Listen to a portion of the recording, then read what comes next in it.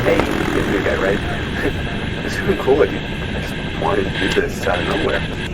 Alright, so you do know what you're guarding, right? Yeah, walking animatronics. Ooh. You are aware about the bug in their system that they see you as a bare endoskeleton, right?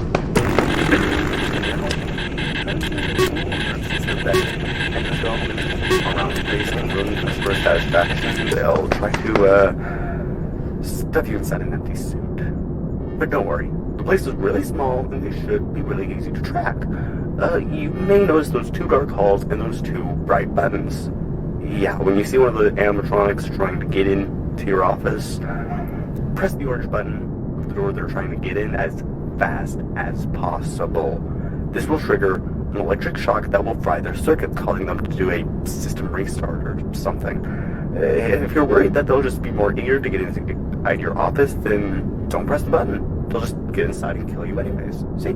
It's better than dying.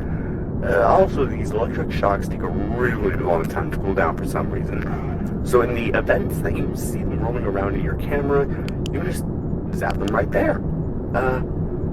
But the shock that you make in the camera aren't that strong as they are in your doors. These shocks will just make the animatronics stop for about a while, but they'll become active eventually. If you flick at the bottom of your screen, you'll see some pipes.